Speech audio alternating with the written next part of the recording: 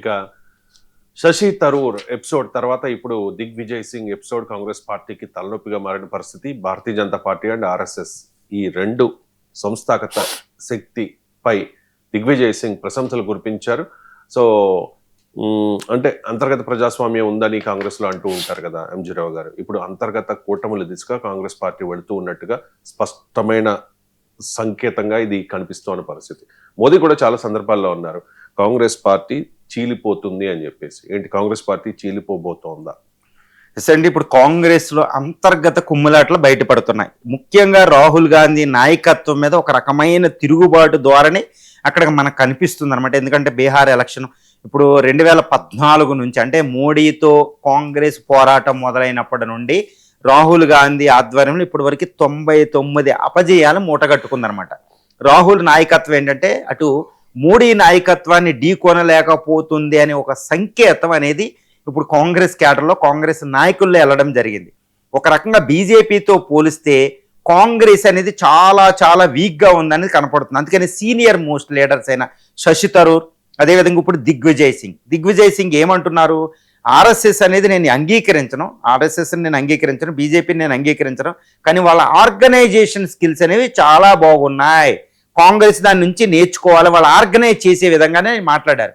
ఇది వెంటనే ఆర్ఎస్ఎస్ బీజేపీని ఆయన ప్రైజ్ చేస్తున్నట్టు ఇటు కాంగ్రెస్లో ఒక రకమైన ఉద్యమం కింద మొదలైపోయిందనమాట. వెంటనే దిగ్విజయ్ సింగ్ వెంటనే ఆయనకి సపోర్ట్గా శశి తరూర్ రావడం జరిగిందనమాట. ఇది ఇప్పుడే కాదండి, రాహుల్ గాంధీ గత కొన్ని సంవత్సరాలు కనపడుతుంది. మణిశంకర్ అయ్యర్ గారు రీసెంట్గా ఒక మాట్లాడుతున్నారు. ఆయన ఏమంటున్నారు, కాంగ్రెస్ 2008 అప్పుడు ఆ టైంలో అధికారంలో ఉన్నప్పుడు పేసా అంటే panchayati extension in tribal areas అనే ఒక యాక్ట్ని ఇంప్లిమెంట్ చేసుకుంటే మావోయిజం పెరగకుండా ఉండేది అనేది కాంగ్రెస్ని విమర్శించేశారు యూపీఏ ప్రభుత్వాన్ని.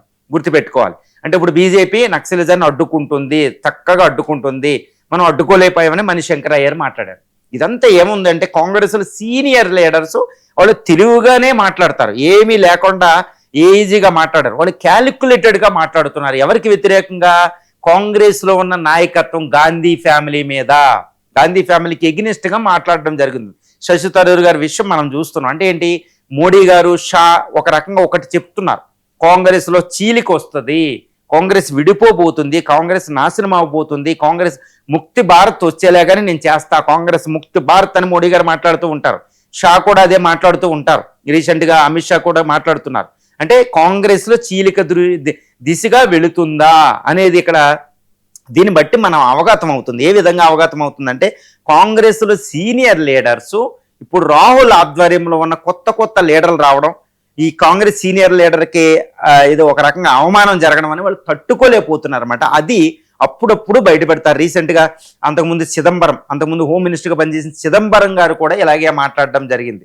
ఇదేదో చిన్న రాష్ట్ర స్థాయిలో ఇంకా కాదు, దేశ జాతీయ స్థాయిలో కాంగ్రెస్ స్థాయిలోనే ఇది జరుగుతుంది. అంటే కాంగ్రెస్లో అంతర్గత కుమ్ములాట ఉంది అనేది మనకి ఇక్కడ పూర్తిగా అర్థమవుతుంది. కాంగ్రెస్లో ఇప్పుడు ఈ అంతర్గత కుమ్ములాటలన్నింటిని చక్కగా ప్యాచప్ చేస్తూ ఒకే నాయకత్వం మీద నమ్మకంతో ఇటు వెళ్తేనే కానీ బీజేపీని ఢీకొనలేని ఒక పరిస్థితి కాంగ్రెస్లో నెలకొంది.